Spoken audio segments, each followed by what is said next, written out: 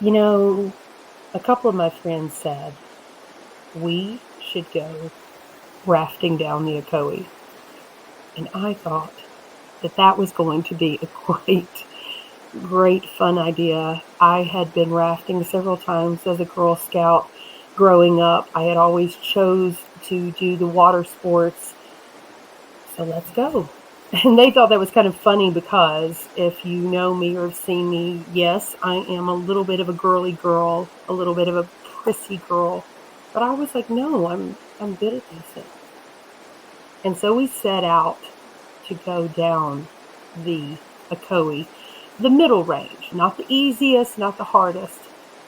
But unfortunately, that day, that I would find out later, it had rained, and it had rained a lot.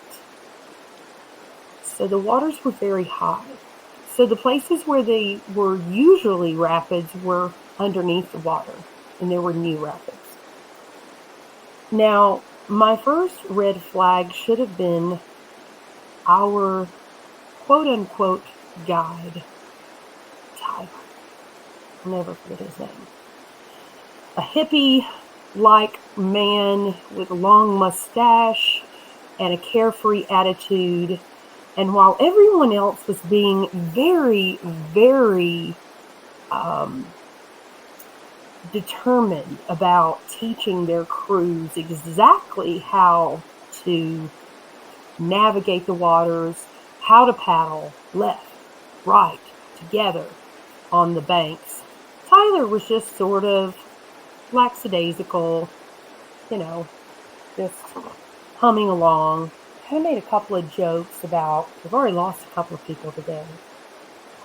Okay.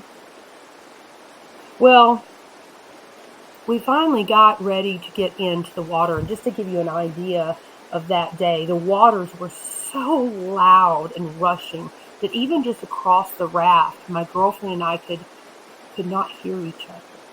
We could not hear Tyler. But we got in the water. And we were at the front because the young girls that were with us and their father, I'm not sure, had not had some maybe their own little,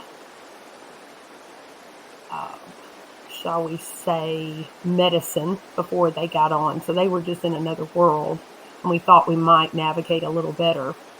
Now, I have no intention whatsoever of getting out of this raft. So let me just say that that is number 2. You should always plan for everything, and I had not. So we get in and we begin our journey. And it was splashing, and it was a hot day, and the water felt good, and we're laughing, and I thought, it's okay. Everything's okay. We're going to be okay. Not far into our journey, we come off a little, I don't know, not like a waterfall, but a little rapid down, and we go around. Another warning here, everyone else goes on. Tyler takes us around, we remain, and he's going to take us back through this pool of water under this waterfall rapid kind of place. And I didn't think too much of it. I mean, he's the guide, right? And looking back, I remember their faces a little odd. But again, at the time, it was fine. Well, he tells us to paddle hard. And he says, if you fall out, just swim back. Swim back directly horizontally across to here. Okay. Well, as soon as we hit that little eddy kind of thing there, it's all over. It is all over.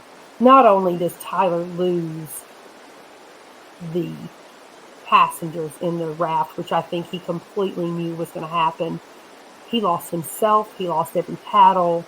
A friend of ours was trapped under the raft.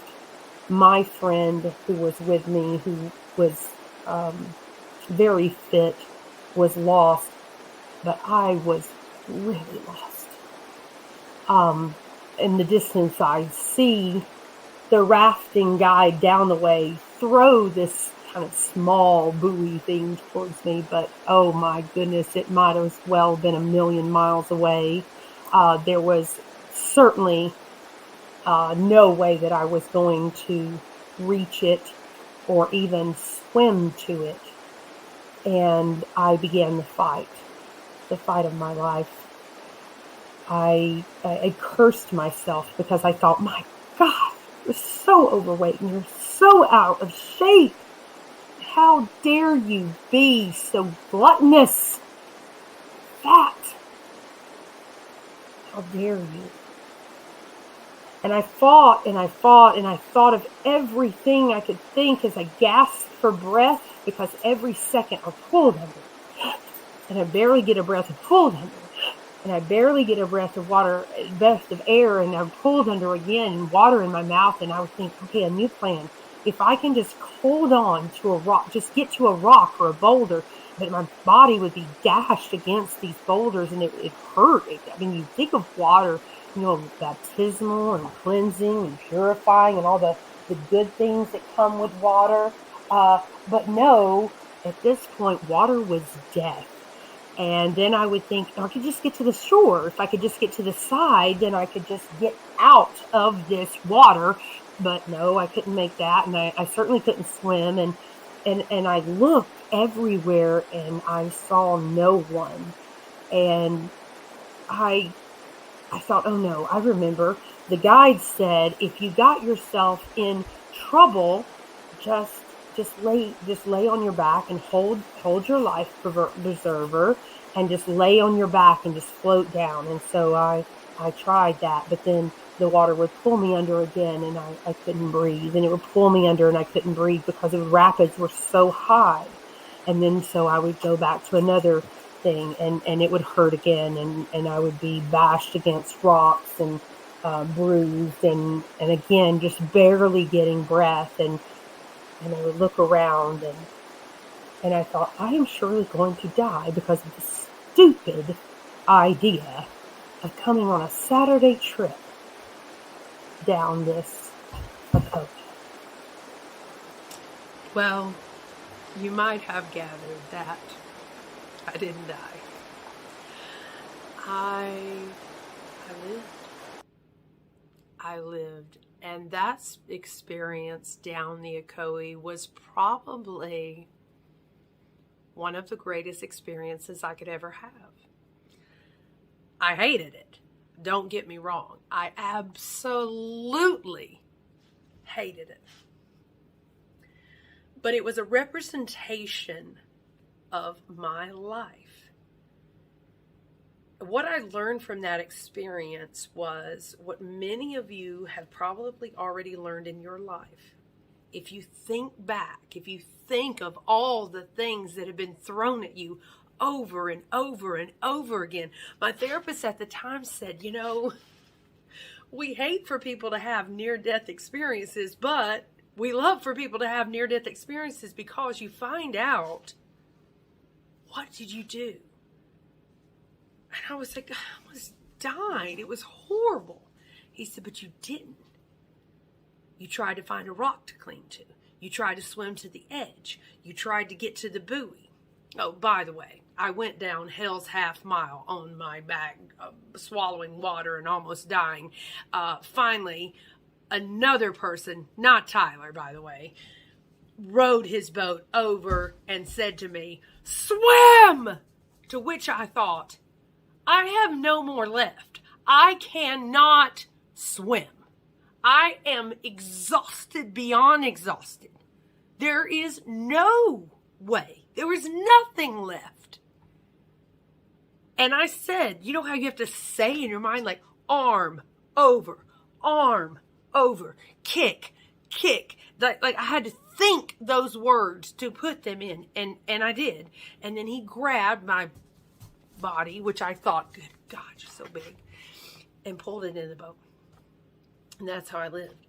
And, but he said, you did that. Then you tried the method they told you. Then you tried this. Then you tried that. Never once did you just give up. Never once did you lay down and die. And I bet you, too, out there, you don't die. I mean, I've been kicked. I've been told, we don't know what to do with you. You're an anomaly. I've been told, you're just different. I don't know. Or, Cameron, or we don't like you. Or, you're just not right for us. Or, you've lost jobs. You've lost love of your life. I bet you've been divorced. There's all of it. We all have. I bet you didn't quit. I mean, you might have cried. I've cried. I've cried for a day. I've cried for 2. But you get up. You get up. You keep getting up. You keep swimming. You keep trying. I'm sorry, I'm getting emotional, but it's true.